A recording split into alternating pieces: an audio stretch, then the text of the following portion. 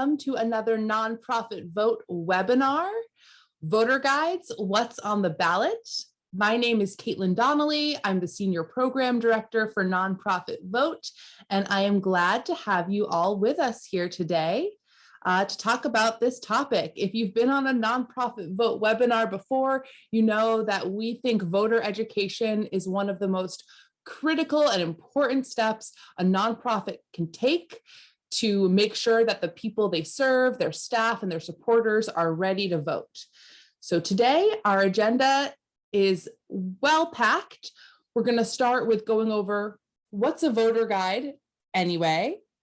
How can you create a voter guide? How can you tell if a voter guide is nonpartisan or not? And then if you don't want to create your own voter guide, don't worry, because there are lots of tools and resources available to you. And we have a couple guest speakers today, Paul Loeb from Guides.vote and Sarah Gifford from ActiVote. They both produce voter guides and information that can be really helpful to you in your audience. So I'm going to get right into it. And as a reminder, you can be asking me or our panelists questions using that Q&A box. So what is a voter guide? A voter guide is a really powerful tool for helping people feel vote ready when they get to the ballot box because it provides lots of helpful information. Next slide, great. So voter guides are providing background information on candidates, ballot measures, or both.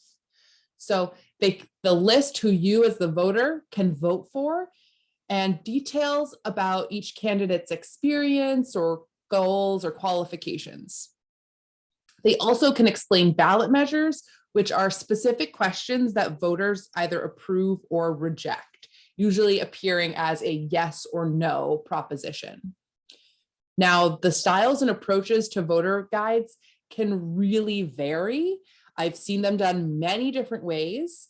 They can be focused on federal, state, or local races. They can cover many races or ballot measures or just one. They can be partisan or nonpartisan. And they can be, populated with information from candidate questionnaires or information from publicly available sources. So there's multiple ways to approach a voter guide. Now, voter guides are distinct from sample ballots, which are also a great tool.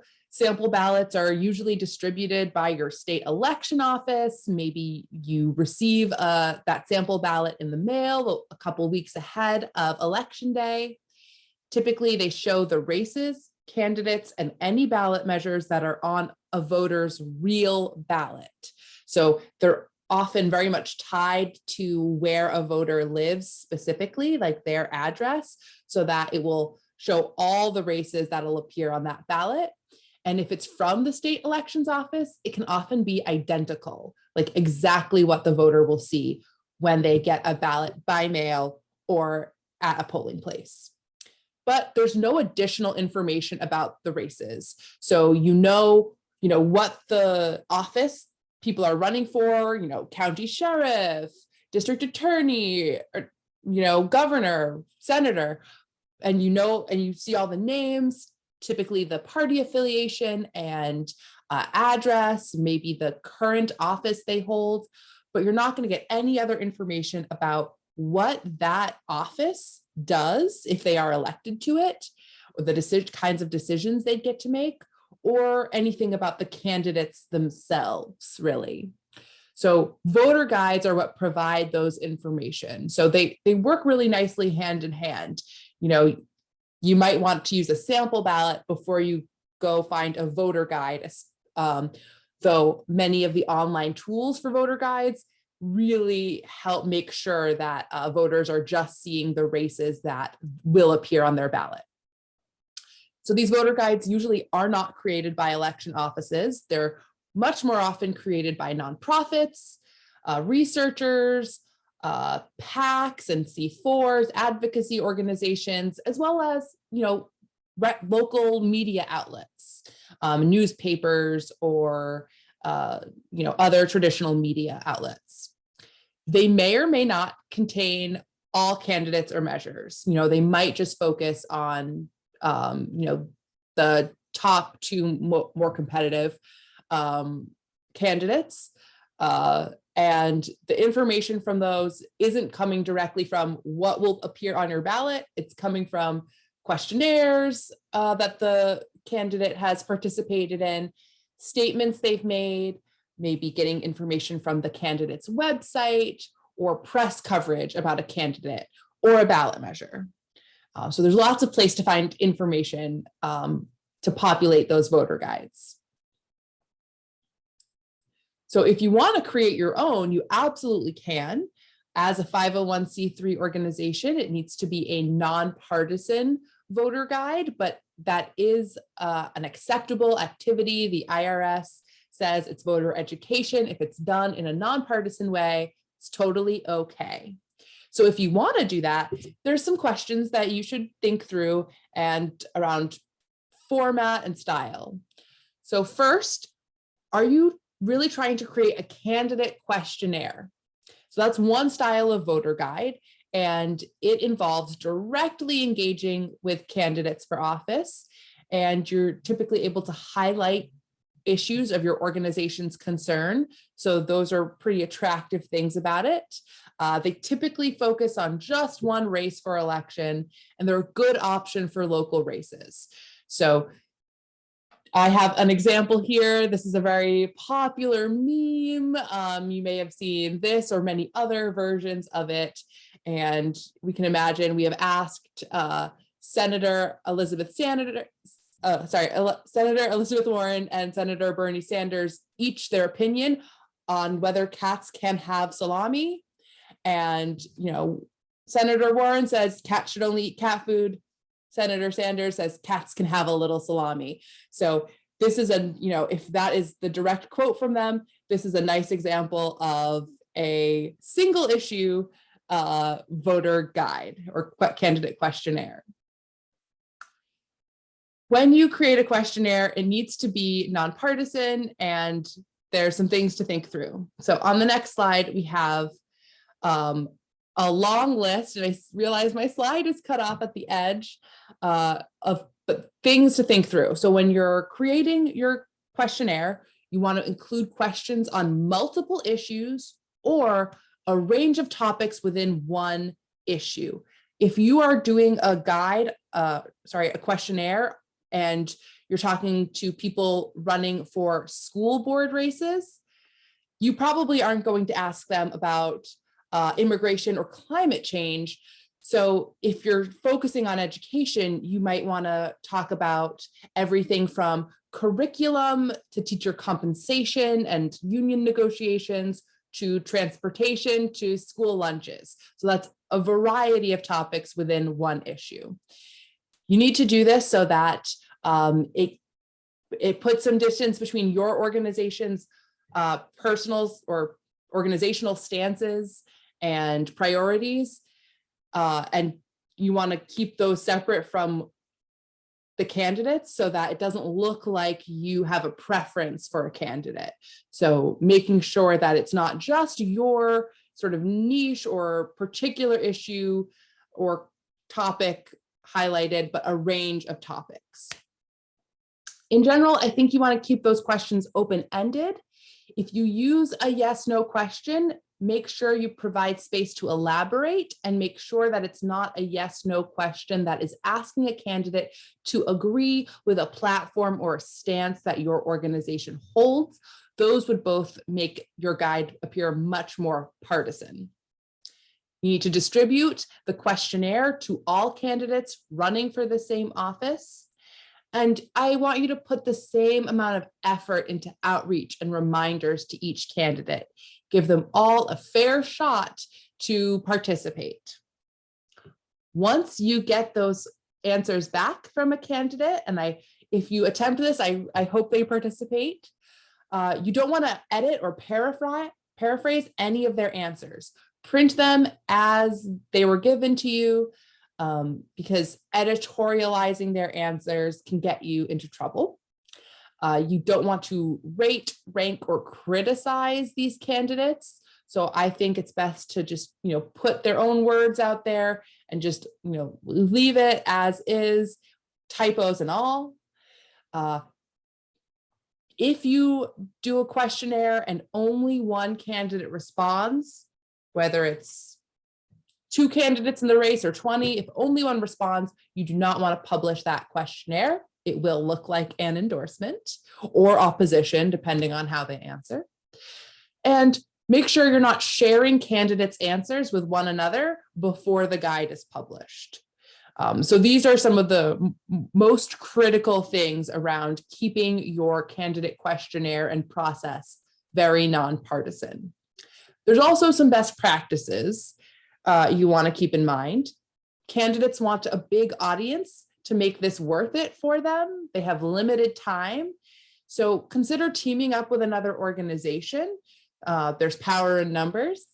And really think about your distribution plan ahead of launching the questionnaire.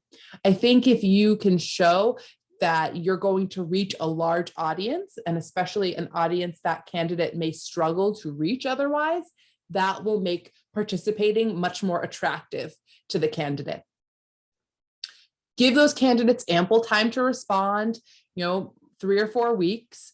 So if you want to do a candidate questionnaire this year, now is the time. If you're still waiting on the results of a primary, just make sure you have those questions in order so you can launch it right away. It's especially important in this day and age where so many people take advantage of early voting and voting by mail. You want to make sure you have your guide out as long as possible so that voters can use it and don't cast a vote before they get to see this awesome thing you put together for them. I also think it's best to keep the questionnaire short, increases the likelihood of responses, also makes it easier for your readers to parse through. And if a candidate doesn't respond despite repeated outreach attempts, and you have 3 or more candidates that you're featuring in your questionnaire, and at least, you only have 1 or maybe 2 that don't respond, but you have multiple that did respond, you could list did not respond. But I think it is best if you have most or all candidates really represented there. It also insulates you from those perceptions of partisanship. So when you create a candidate guide from public info as opposed to a questionnaire, it does mean that you don't have to directly engage with these candidates. So you're not really waiting on their participation. You're just pushing ahead, doing your own research. So if you're doing that and you're taking that track, make sure you're including all the major candidates running for office in that race, if you're just doing one race. So if they're appearing on the ballot, I think that is a really good indication that they should be in your guide. Candidates that are running a write-in campaign, that's up to you to decide if you think they warrant inclusion, but anyone on the ballot, I think it makes sense to have them on there. I would start with looking at a candidate's website for information. The candidate put it out there, so it's going to be an accurate representation of what the candidate says they will do. If you can't find enough information from the website or they do not have a website, I would then go to reputable media outlets to look for interviews or any press coverage. And if possible, I would actually avoid social media, even though many candidates for office are very active on social media. You wouldn't want to use a retweet that they had as evidence of their stance because maybe they think it's a good point, but they wouldn't handle something the exact same way. It's always best if it's in a candidate's own words, or it's looking at an actual record they have. So how did this person vote when they were if they've already served in that office or another relevant office? So yeah, always starting with reputable sources. If you can avoid social media, I would. And when you put it together, the format you can play with, but typically what we see are candidate photos, their party affiliation, if there is one, their experience and qualifications, any major endorsements they've received from organizations or individuals, I like their stance on issues, again, in their own words, if possible. And then you really want consistency across the candidates in terms of how much information you're putting in the guide. I know this can be hard sometimes, especially if you're talking about a race where there's an incumbent being challenged by someone with a lot less recognition or fewer years of public service or being in the public eye. Do your best to present the same amount of information across candidates, lest you look like you are endorsing the incumbent or one candidate over another. So just another thing to think about as you're formatting, that can really play into whether your guide looks nonpartisan or not. So this is a great segue. How can you tell? There are lots of C4 organizations that are able to do more lobbying and political involvement, lots of PACs that put out voter guides, unions, other like coalitions. It can be hard to know if a guide is going to be nonpartisan or not, because some of those organizations will put out guides that are nonpartisan, even though they have that extra leeway. And many of them will, have more partisan guides that do reflect their preference of candidates. So you only want to distribute nonpartisan voter guides and questionnaires if you are a 501c3.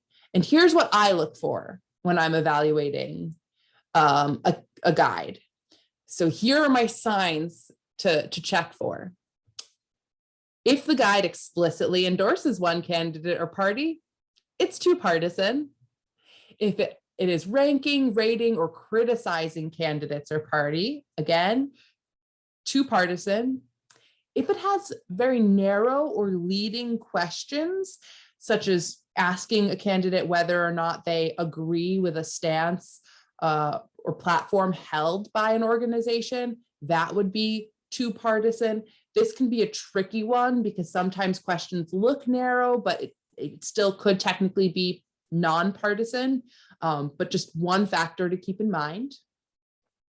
One that I see very frequently is the use of visual elements to imply a preference.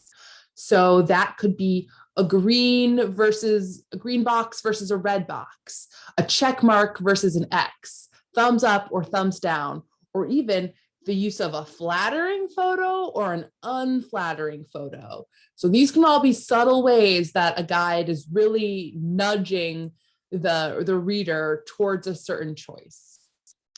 And lastly, I think this can be a mistake that some groups make.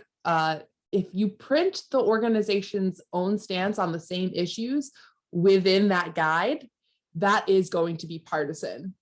Considered partisan, because then a reader can, read through all your good nonpartisan candidate information and voter guide, but then to directly connect it to your own stances, that says to them, okay, well, if this nonprofit, I know I love YMCA. I know no one at YMCA would ever do this, but if YMCA put out a guide and they put out their stances, and I could say, okay, candidate A does not agree with what YMCA wants, but candidate B does. Oh, I'll go with candidate B. You see, it can get, even though it was completely nonpartisan up until the end, putting the organization's own stance on there makes that connection where you've now crossed the line. So these are the things you really want to look for if you are using a voter guide. Typically, 501c3s are very good at remaining nonpartisan, which they are required to, but people make mistakes or decide not to comply with guidelines. So I would just always look for these things, but especially if you know that it came from a C4 or a PAC organization. Now, conversely, ballot measures are a whole different story. It is completely okay to take a position on a ballot measure, including an explicit for or against position. And nonprofits can distribute voter guides on ballot measures that say, yeah, you should support, Proposition 119, or you should vote no on question 2F. That is completely allowed. So I have this example from Colorado Children's Campaign. This was from 2021.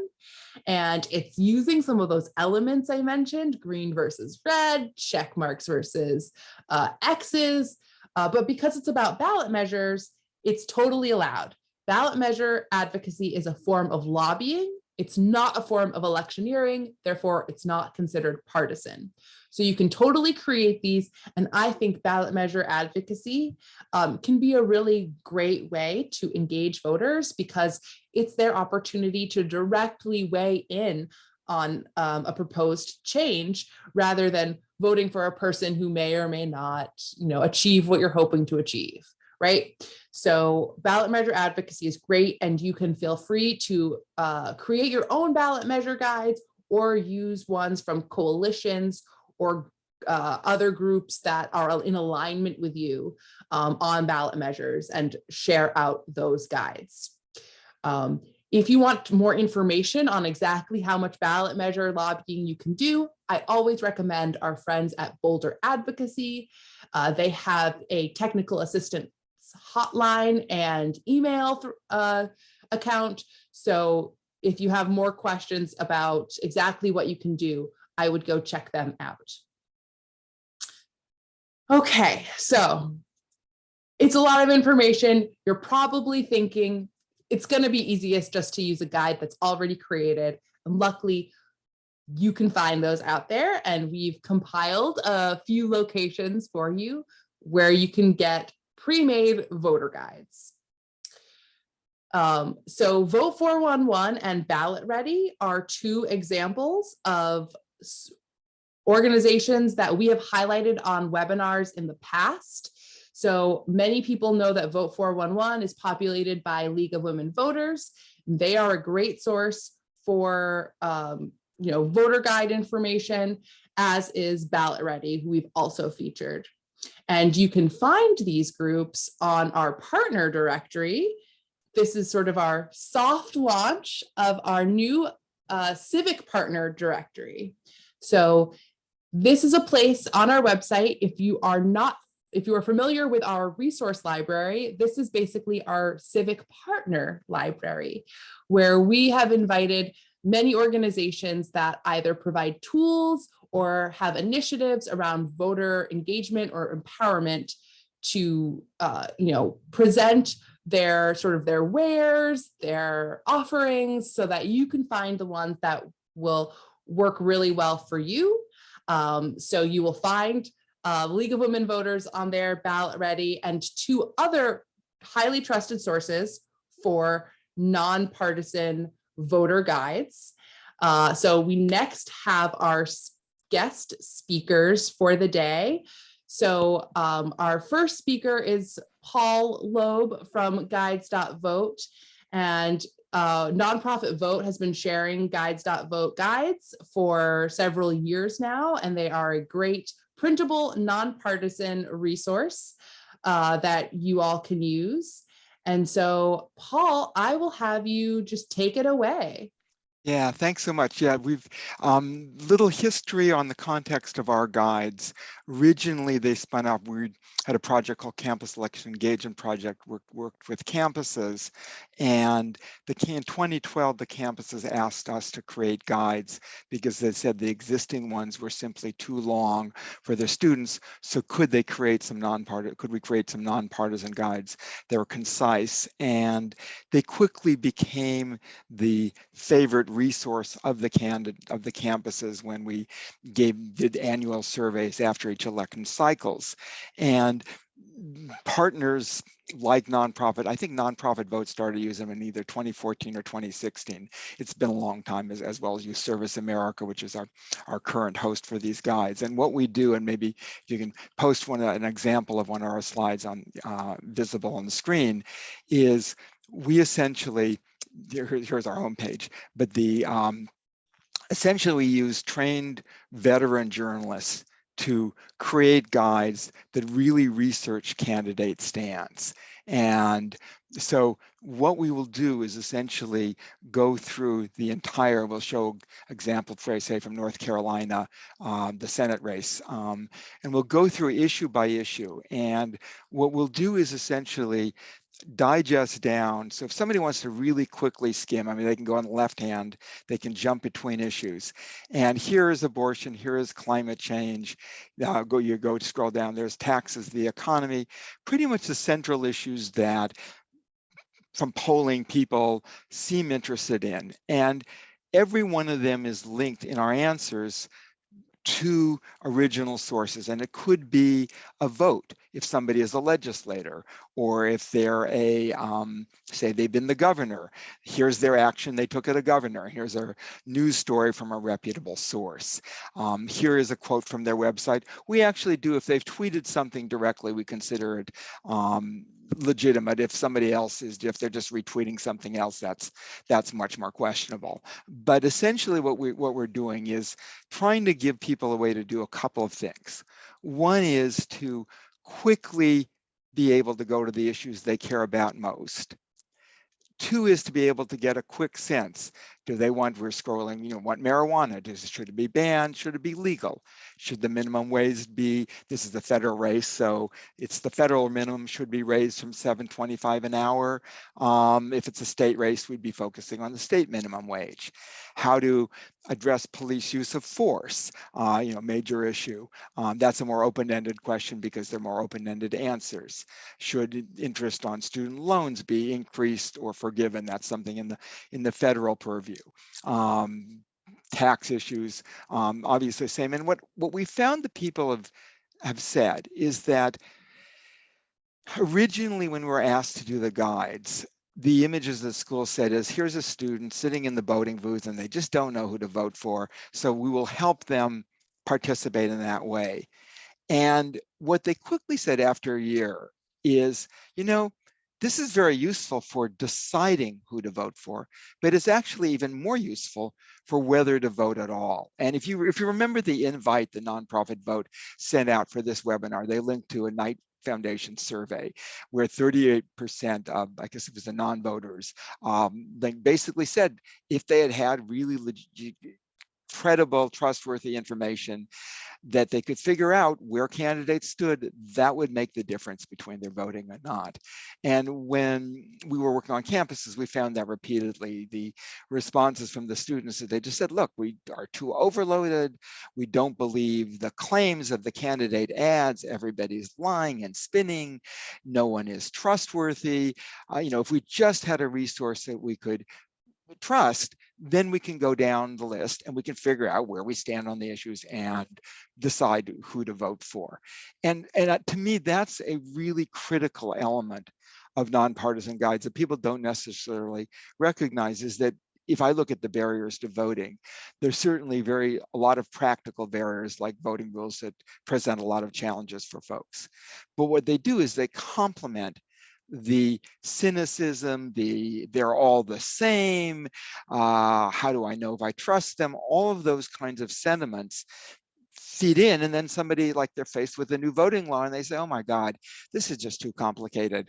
I give up. It's not worth it. It's not going to make a difference anyway. And they're all corrupt, they're all lying, so I'm staying home. And so I would argue that candidate guides make a fundamental difference in whether or not people participate, which obviously should be relevant for all of your missions. I'd also, we don't do all races, we do the most salient races in the most salient states. We've about, I think, got about 35 guides, about 40 guides this year in about 25 states. We're going to do senators races, governors races. It's all up at guides.vote on our site. Some Secretary of State races, some state Supreme Court races. We're also finishing a general congressional guide. We also translate guides in Spanish for states with high Hispanic populations. And essentially, our process is, if you really dive deep, we're talking about maybe 40 to 50 hours of work per guide, where you've got 4 or 5 people vetting it for accuracy, concision, nonpartisanship. And I look at our team, we've got folks who work for like Business Week, LA Times, Time Magazine, AP, Canadian Broadcasting Corporation, folks who are used to getting accurate information and boiling it down in concise ways. And I think that adds a kind of value. And from my perspective, I mean, it's better in some ways than just quoting a candidate website. We had an example in, I think it was in 2018, where one of the governors was running for re-election, and on his website he said, I'm a big believer in higher education, and I have millions of dollars that I've allocated for higher education. And then when we look at the papers from the major cities in his in his state, we discover that he's cut out the funding for all the community colleges in the major cities in the state. So it's obviously a much more mixed position on, do you want to increase funding for higher education? And if you just gone to the website, you wouldn't have seen that. But if you went to our guides, you would see that. And it's not a question of gotcha. We don't go into the scandals and somebody said a just crazy quote. We're not jumping on that. But what we are doing is saying, when you look at policies, what did they actually do? We also look at, what did they say in a primary? Because unfortunately, we have a phenomenon where oftentimes a candidate will say one thing in a primary and another in a general. I mean, abortion is an example of that, where in a primary, they may say no exceptions for rape or incest, or sometimes even life of the mother. That's the position. That's their position. And on the website, they'll say, I'm pro-life and strongly so. And so we'll put both, because then people can make up their mind and have the most accurate, broadest picture of where they actually stand. And so I think the core element, we have, again, a nice website where you can jump around by issue. We provide them as printable PDFs. We translate them into Spanish.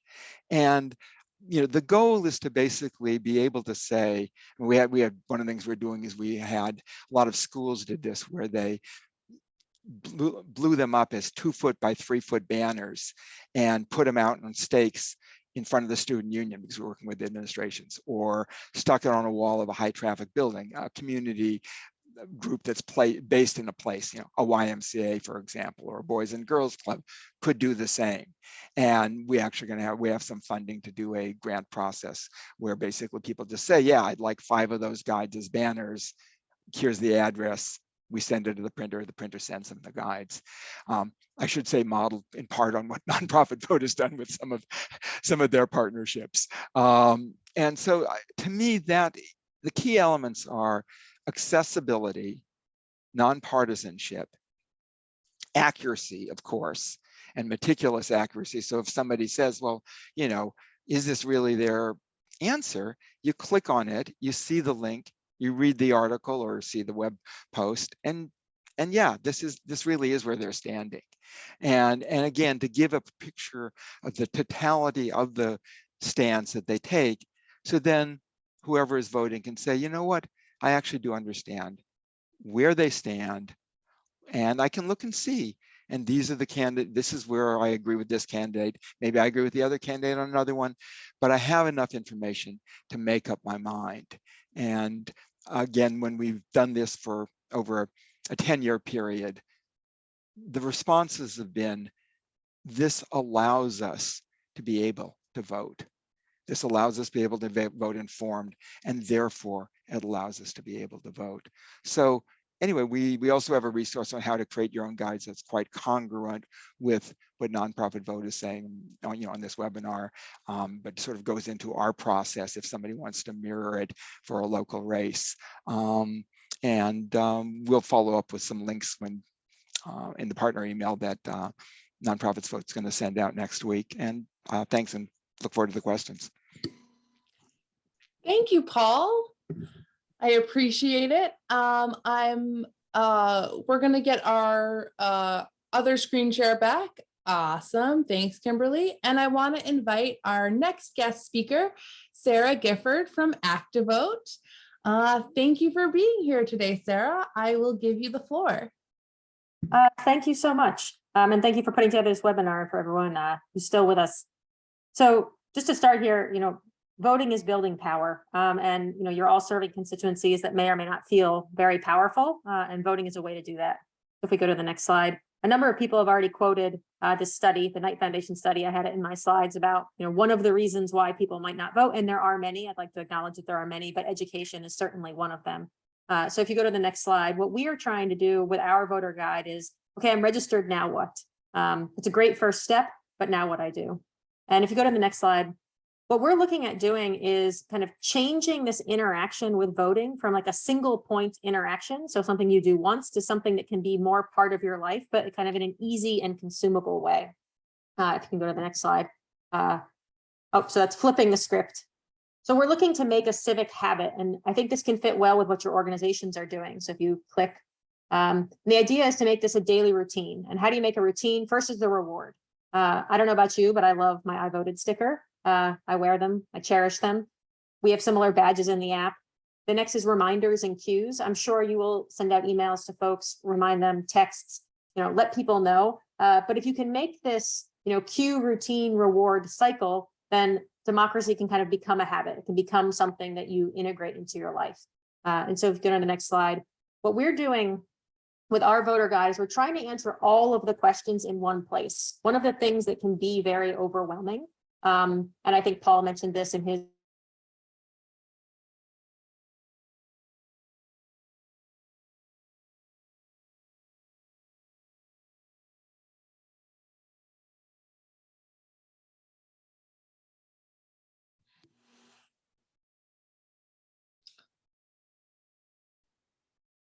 Looks like we are having a little technical glitch. Sarah, if you can hear me, your screen and audio is frozen.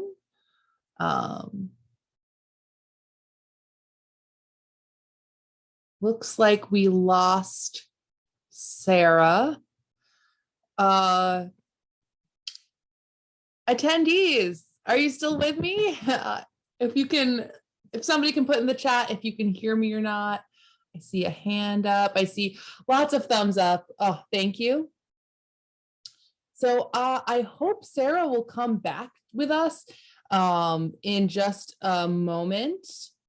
I know, and Kimberly, I almost wonder if you might want to use, I did save down a PDF of the slides. We might have been having an issue partially due to the nature of the slides. Sometimes Zoom is allergic to graphics and movement. So while we're waiting, we did have some really great questions, and I will start answering a few of these questions. Some of them are really just about how to create guides. So Christina asked if I can make the distinction again between information developed by C3s, C4s, and PACs. So I'll try to do this concisely. 501c3 organizations must remain nonpartisan. They cannot express any support or opposition to any candidate for office. C4s and PACs are not bound by those same rules. So those groups could make guides, you see it frequently, they'll make guides that indicate that they prefer one candidate's stance over the other. Many C4s do make nonpartisan guides. They'll often write that they're nonpartisan right on there. So as a C3, you are not allowed to share guides that are not nonpartisan. If you are a C4 or a PAC, you have a lot more leverage and leeway in terms of what you create or what you share. So just keep it, the important thing is if you're C3, it's always got to be nonpartisan. Sarah, I'm glad we have you back. I am so sorry. A gigantic clap of thunder and the power went out, and internet doesn't work without power. But I am so sorry for everybody. No worries. Apologies. We took a question, and I think we're getting sort of screen share back up, and I'll let you sort of pick up where you left off. Excellent. Hey, thank you so much. And again, apologies. So we're trying to put everything in one place to make life for voters easy. So we answer all of these questions, and we can go kind of quickly through these slides. But if you go to the next one, the first part is really what Caitlin was talking about at the beginning, is who is on my ballot. So the ballot lookup tools, what are all of the races I can vote in? And, you know, what do those people stand for? Then the second part you can see on the right is what do they believe, right? So you answer questions, they answer a candidate survey. Again, Caitlin referenced how we do surveys at the beginning. And you can just compare, hey, who shares my beliefs? If we go to the next slide, the next part is what are on my ballot and what do these offices do? So if you're voting for a county recorder or a town clerk, it's a description of what that office does to help you about why you might want to vote. So if we go to the next one, where we have all of the information about where's your polling place, when can you vote early, how do you do these things, critical obviously for getting to the polls. So make it easy to make a vote plan. Next is when, obviously the dates for the election, but also when is absentee voting, when is early voting. You can see that timeline at the top, but all the dates and deadlines you might need to know and all the reminders that go with them. So to make it a little less daunting. If we go to the next one, why? We focus on a lot of the issues. And I think these are issues that each of your organizations is working on, right? Government touches a lot of the things that touch our daily lives. So getting a government that works for you is based on these issues. And we help with little tiny briefings on each of these issues. And then next, how? Also everything you need to have. We have a partnership with Vote Riders for anyone that might need a voter ID, depending on the state that they live in. When you do things, where you do things, what forms you need to fill out, how to fill out those forms. So all of those things kind of, again, all in one place. If we go to the next one. And the idea is if you put all of these things together, we're not just making voters for a single election, we're making voters for life. And I think one of the reasons I'm excited about also what Nonprofit Vote is doing and what you all are doing is that you're all working on issues that the government touches, like I said. And so we're going to keep engaging with each of these voters with the app the day after the election and the day after that. And we can help highlight the issues that, you know, you might want your constituents to also learn a little bit more about. And so to keep that cycle of engagement. And I think we all feel better when somebody works with us more than once. And, you know, it really becomes part of our network, and ActiveVote kind of helps with that, with our daily democracy kind of idea. So if you go to the next slide, there's a couple of very easy things that you can do with ActiveVote, a button for your website, a blurb and a newsletter. But one of the things we can do is we can provide you with a link, and it'll help you with statistics. So, you know, if when your constituents use that link, we can let you know after the election, are they voting? Obviously, we don't know who they vote for, but the state voter files do let us know, are they registered? Are they voting? And how is that helping you? So the impact that you're making. And if we go to the last slide, I think the whole idea is that we're trying to create trust and create empowerment. And that becomes, you know, that's more than just one moment or one point in time or one piece of information. And kind of the value proposition from all of our interviews with voters is that they don't need to go to 10 different places to figure out these things. They can go to one place to stay connected with kind of all of these elements of democracy. And obviously the candidate guide is a very big part about what we do, that matrix that you saw at the beginning. And so we just love to be part of this mission, part of your all mission, kind of in building this trust and building this community. And Caitlin, I will send it back to you, and thank you so much. Thank you, Sarah. All right, so today we've had two organizations, Guides.vote and ActiveVote, share with us their awesome guides and tools. We've gone over how to create a guide, how to tell if it's nonpartisan, and now we will take a couple questions for the rest of the hour, and folks can still use the Q&A box if they have any more questions. So the first one is a real softball that I'll send to you, Paul. Christina loves the Beasley Bud Guide information. Is it obtainable as a PDF? Yes, so all of our guides are available, and we're posting them as it takes some lead time because we have to wait for the primaries to know, who the nominees are going to be. because we're doing only general election guides. So basically all our guides are available as PDFs and available as interactive mobile friendly on our website. And again, some are also available in Spanish. And I should also mention that when people sign up, and they can sign up as partners, just meaning if they're interested, we've got a whole toolkit of social media created for the guides by a group called Task Force that's got about 50 billion views from their various social media images. And they're all, the instructions for them have to be super nonpartisan. And so they're both really quality stuff that has the potential to go viral and, and aren't going to get anybody in trouble. Thank you. Great. This next one is for Sarah. So Betsy asks, when a voter takes a survey on ActiVote to see where the candidate is based on the voter's preference, is that data saved and used anywhere? Yeah, so when the voter takes a survey, because we actually have the voters take the same survey that the candidates take, as a voter, you can always look at your responses. So you can go back, you can look at them, you can change them, and everything will kind of recalculate. The candidates' specific answers don't show. We show their position in that policy matrix. And the reason is we use multiple choice. And of course, there's no multiple choice answer that can perfectly reflect anyone's views. And the idea is just who believes what I believe. So that data is stored. You can see it, but nobody else can see it. Great, thank you. So we have a couple folks that are asking about issue specific guides. So I'll take this one because it gets more around the nonpartisanship, though afterwards, Paul or Sarah, feel free to weigh in.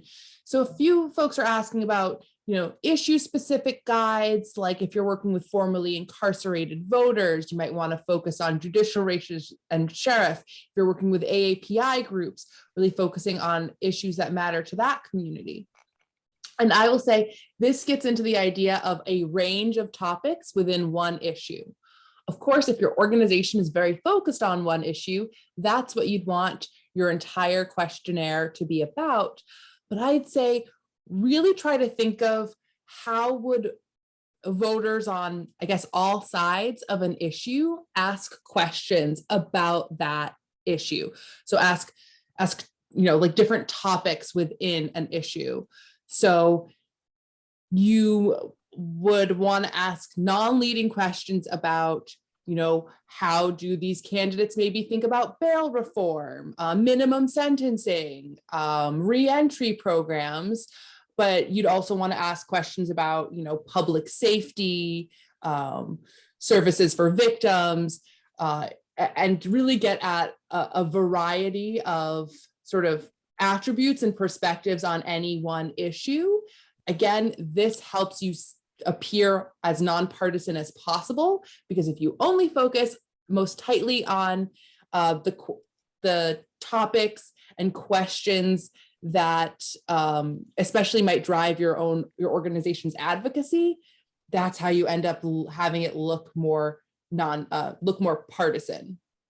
So that's what I actually like about Guides.vote and ActiVote, is that they have a full range of issues and are pulling information from multiple sources so that it doesn't have to, you don't have to do that work, and that sort of guarantee of nonpartisanship is already there. Yeah, I should add in our case, because we are really tackling a sort of complex, sum up their entire universe in 3 lines. We also have, as a team of lawyers, the head of them was McCain's General Campaign Counsel, that are vetting everything, just, one more level for nonpartisanship. So, we just want to make sure that it's really, really, safe for every single partner. And, so we put a lot of work into that. Paul, can you tell us about what resources are available for organizing on college campuses? Honestly, that's I can give you a sense, but for our guides, because we no longer are an organization focusing on working on campuses, we're a separate organization. What I would say is we've got a resource, both for community groups and for community nonprofits and for campuses, on ways to distribute the guides on campus. So if you want to look at basically, it's sort of a greatest hits of all the different kinds of things that schools have done, emailing them out campus wide, social media, blowing up on those physical banners. We have a similar one for community groups. In terms of campus organizing, there's good groups like Andrew Goodman Foundation, Campus Vote Project, All In Challenge, Campus Compact, that many of who are nonprofit vote partners that that do perfectly great work, and we partner with most of those, but we're no longer groups working specifically on campuses. Okay, thank you. ActiVote. So Sarah, does ActiVote have any language access settings? So we are in the process of translating all of our content into Spanish. Unfortunately, just to make sure for full transparency, the legislative content, so we show bills that are going through Congress and all 50 state legislatures, that data is only provided in English at the moment by the government. And so that we don't have translated live yet, but we are working on translating our content specifically. All right. And then can you tell us, someone asked about the custom links and how orgs can connect your resources. Perfect. So I put in the chat a nonprofit vote link for anybody that wants to use it. We can create a link for any one of your organizations as well. And what that does is when you put a link somewhere, you just use that specific link and it lets us know that that person came from your organization. And what that allows us to do afterwards is to deliver a report to you, if that's something that you would like, about kind of the folks in your organization that are using it, and really, are they actually voting? I think one of the great things about this mission is getting that education and then taking that last step to the polls. And so if you're interested in one of those links, I know Caitlin is going to send out an email next week, and I'm sure she will include my email address, and you can get one, and we will make one for your specific organization, or feel free to use the nonprofit vote one that I put in the chat.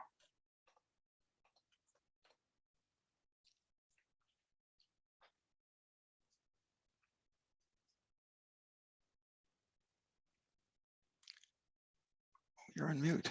Can't hear you. I was muted because I'm trying to type answers and ask questions all at once. Someone asked if there is a template for populating their info, like a pre-made voter guide template. I don't know if you have something like that, Paul.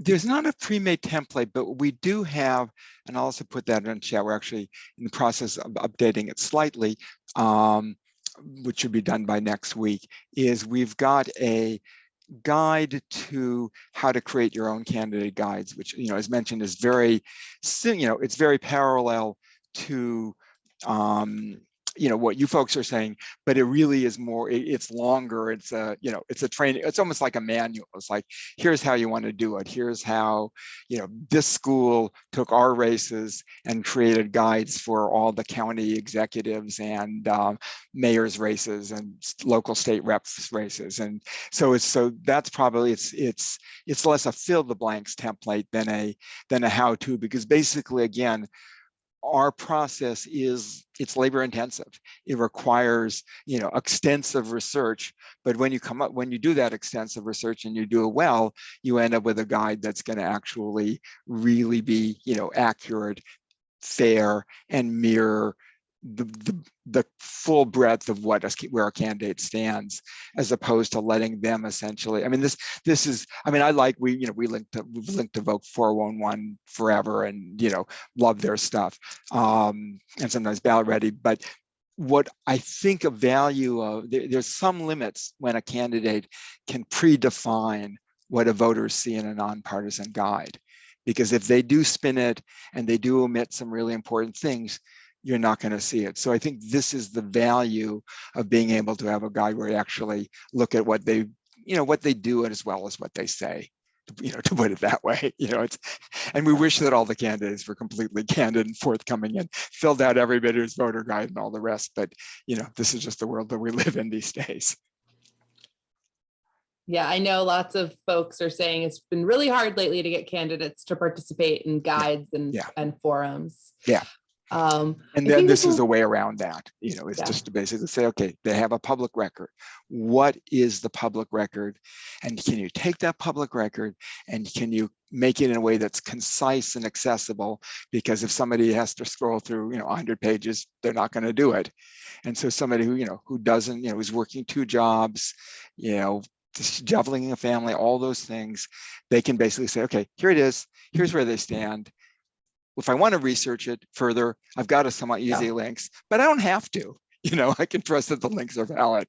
And if they want to research further, then yep, they're credible. Somebody asked in the chat, which is a really interesting question. How do you make sure that the media sources aren't biased? And at least in our case, it means a lot more work, because you can have an article, say in an opinion piece, that's trashing a candidate for their stand. It will quote them, but we're not going to link to that article. Even if it's in a major newspaper, we're going to link to the straight news reporting, or possibly to a radio clip where you can just hear what they're saying directly. But it does take extra work to not end up in a sort of, okay, here it is. It's the answer is correct, but the context is going to trash them, and we just make sure that we don't do that. Great.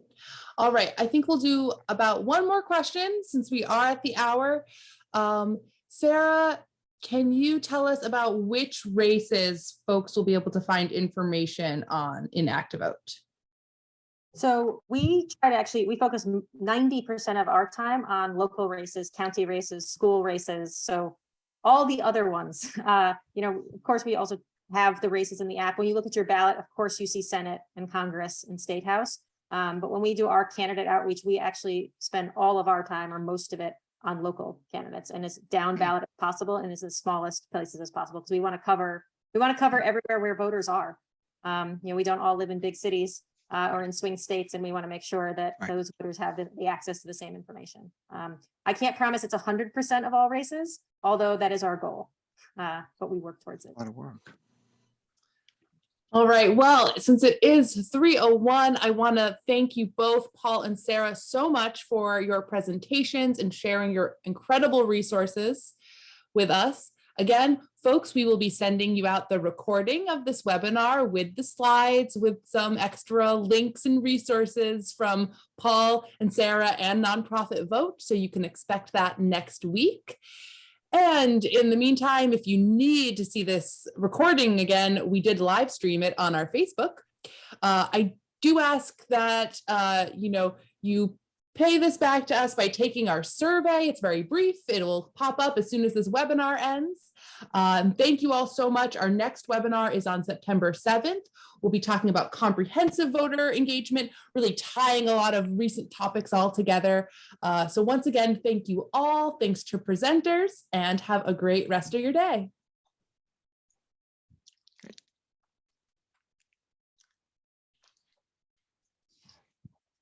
Wow, thanks for doing this.